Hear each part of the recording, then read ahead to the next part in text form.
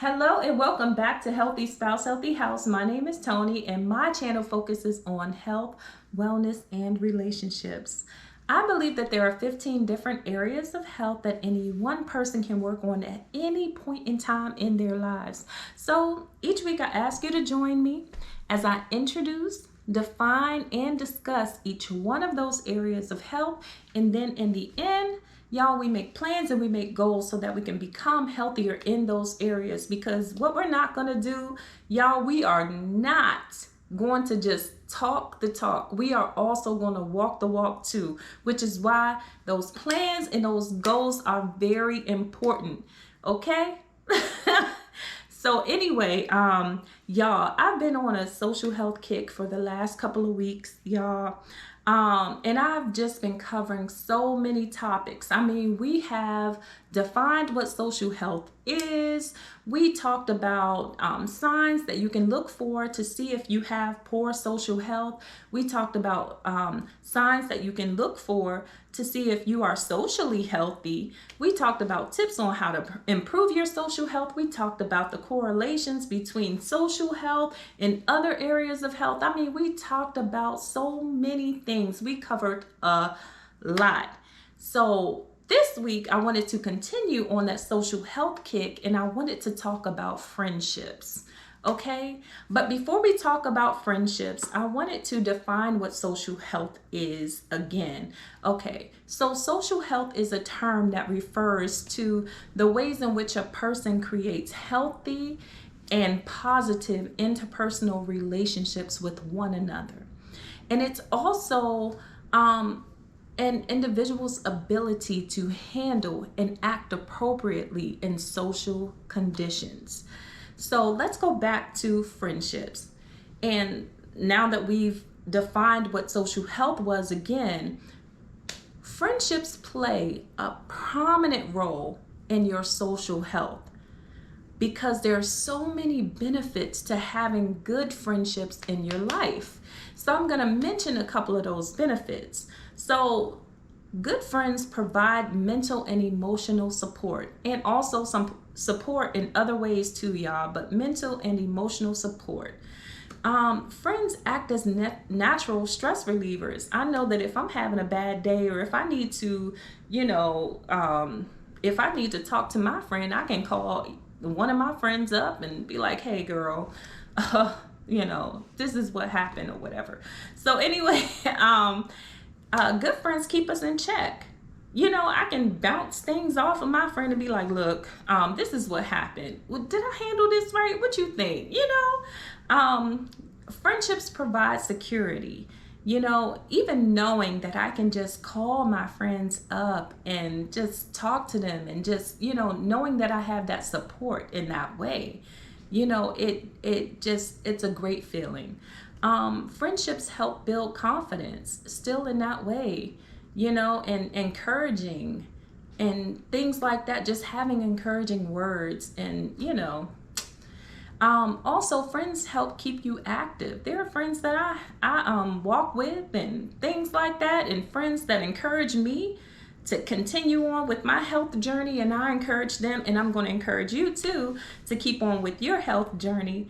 Also, friends provide a sense of belonging. Not everybody shares your same interests, but your friends do, and you guys can do those things together, So, okay, so now that we talked about some of the benefits of good friendships on your social health, let's talk about 7 types of friends that we encounter throughout our lifetime. Okay, so the first type is a lifelong friend, and that friend is, when I talk about lifelong friends, I talk about it includes like family friends that are like family.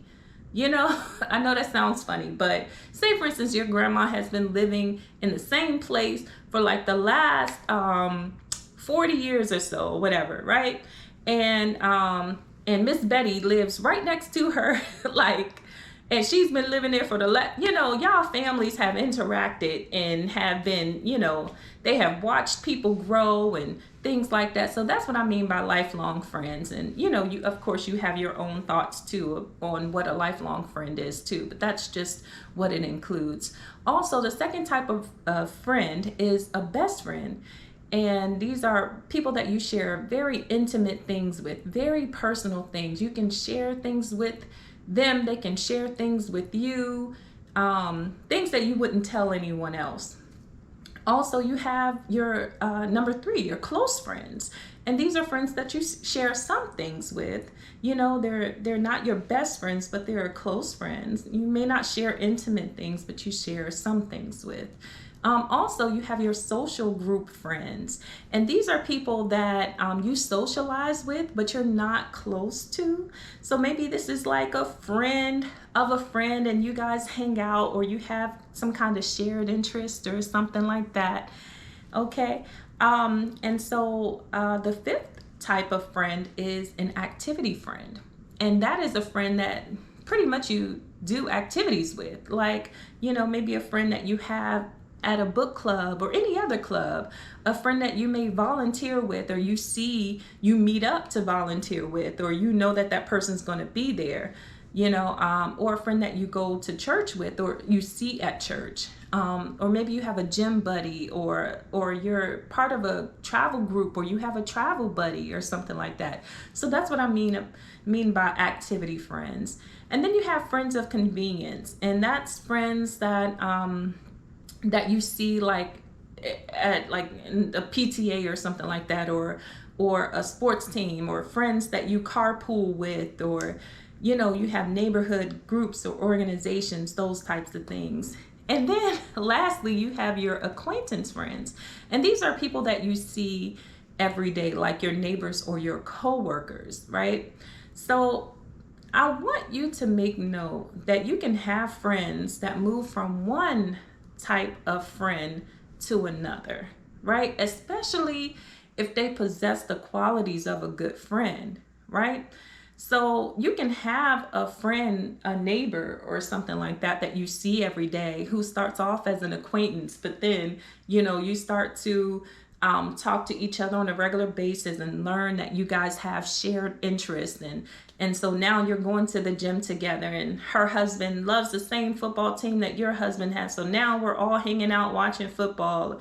And then they have kids that go to the same school as you, and so that person kind of like moves up from an acquaintance all the way up to like a close friend or something like that. So that happens all the time because we grow and we change, and our interests change, and our lives change. We move, all types of things change.